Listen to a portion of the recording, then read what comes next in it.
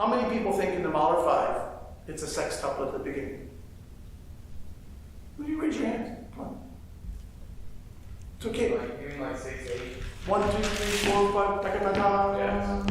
Ta-ka-ta-ta. Okay. Which symphony did Mahler write first? His third symphony or his fifth? Trick question? No. He started on the third, and he stopped after the first movement and some sketching, and he went and did the fourth and fifth, and then came back to it. But in the first movement of the third symphony, which he wrote before Mahler 5, his fifth, there's a passage there in 2/2 time. 1, 2, 1, and all of a sudden there's a half rest, and then there's a triplet of over-chorded notes.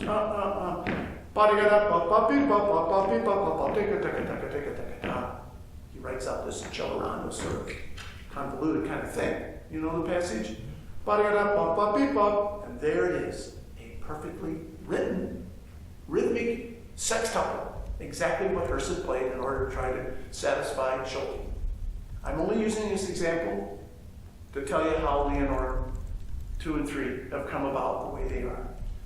But you need to know what the original is. The original is 1 and 2. Ba, ba, ba, ba. You can still play it in time and still make it sound like it's fleeting and rushing, which is what Mahler suggested. 1 and 2. Ba, ba, ba, ba. Da, da, da, da. If you start a little slowly, you can catch up. It makes it sound like you're rushing. But Schulte didn't like what Herseth was doing. He complained about it all the time. And we recorded it on one day. And 2 days later, we're now recording the third movement. And we have time at the end of the session. 15 minutes. And the engineer comes on, Maestro, you have 15 more minutes. We've wrapped up the third movement. What would you like to do? And we were recording in Medina, right across the street from who knows at Due's Pizzeria. A group of us that were just ready to go over there and get our pizza. Jay Friedman and I, that's all we did. And so we're all thinking that, and Schulte says, first movement, beginning. And he sang a couple times. And he didn't even sing it. He just said, in his broken English, he's Hungarian, learned some English, and whatever else he spoke, I'm not sure, but my dear. But he sang. He didn't sing it. I'm trying to remember what he did. But Herseth made it a little bit later, and that's the one that was used. And if you listen to that famous recording, Herseth hates that recording. You know why? Because ba-ba-ba-ba, quarter tone sharp right there. You know why? That's where they spliced in from the first day. They took this beginning, and they spliced in, and nobody knew that the pitch had changed after 2.5 hour recording session. They just plugged it in. Herseth heard that. He just practically had a child right there. No control at all. And so they used that beginning. And Chigowitz, who's sitting in the section, I was fourth trumpet then, simply, as everybody in this city did, everybody listened to Herseth, who never divulged any secrets. He was from the era where, just like bassoonists, they never told their students their secret fingerings for various notes. In that era, that's not the case now. Herseth, his attitude was, he's not going to tell anybody the things he's worked out, things he's practiced. He was a person that sort of a slip of the tongue gave Barbara the idea when she was taken to the airport in St. Louis that when he's stiff, he practices short, light tonguing. Barbara quick went right to him, paid for him, slumped him, and go right after she dropped. Hey, could you check out number 26 in the Sox book? Anybody have that book? She said, look up number 26 in the Sox. What is it? Because Barbara's one that always could get him to answer it all. And she said, Mr. Herseth, what do you practice when you're sort of stiff, puffy, and you're trying to warm up? He said, what?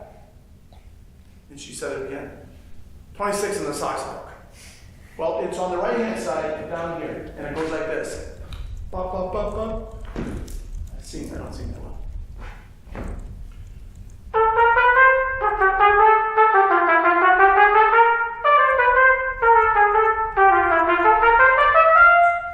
And so I was back in Rochester. She said, look it up. And she said, what do you see? I said, well, nothing goes above an F. It's about 4 lines long, and it's all piano, and it's just humming. So Barbara and I tried it. We tried it for warming up. We tried it for warming down. We tried it when we were stiff. It's amazing. I think I said the other day, you all slur non-stop in your warm-up. And sometimes it doesn't work. Who was sort of so stiff? And I said, you should have. Yeah. And I talked about that right here. But why don't you try something else? Quit hitting yourself in the head with just because your teachers told you. I tell all my students right off the bat, question everything you hear, even from me. It's got to be what works for you. What an amazing thing. It's the only thing that Barbara and I have ever gotten out of Herseth. Okay? So, I can't remember how that... so Chigwoods, like everybody else in town, listen. Sort of like watching Tiger Woods, or years ago, Jack Nicklaus. The guys that were masters at what they did, but didn't give lessons. Herseth was a terrible teacher. I studied with him in high school. One summer I took 5 lessons, about every 3rd week. And I said, should I change my embouchure? He said, oh yeah, probably. You have a bit of an overbite. Well, everybody does, don't they? It's natural. So, he must have told Scarlett to push his lower lip up because he played with his horn like that. I don't know. I fed him and he gave me an answer which he should never have given me. So, the great thing about Herseth's teaching was he played for people. That was remarkable. Remarkable. But his attitude was always, now go practice like I did. You figure it out. That's really the best teaching he ever did to anybody. Go figure it out yourself. Would you want a manual? There should have been a manual to tell us the first slide's too short. But there aren't any manuals. We have to figure it out. We use our ears. So Chigwoods comes up with this idea, and I only realized that 15 years later that it was a sextuplet. So he taught. He was our teacher right here. But he listened, sitting in the section, to what Bud always played. Any multiple time, put a coup second. Da-da-da-da, and all the time the conductor would be coming up. During the time I was in the orchestra, I bet we played it 65 times, all over the world. Mahler 5. I've played that piece more than anything else. I've played first on it under 8 different conductors. And the first one was right here, 5 years before Herseth did it. The first one in Chicago. I think I already said it. I was a kid. I was 20. So it became a sextuplet. And the world now was taught a sextuplet. It ain't a sextuplet. You're going to get in trouble if you think that's what Mahler had in mind. If a conductor stops you in the finals and says, please play the rhythm correctly, now you know what correct would be. And you better practice it that way.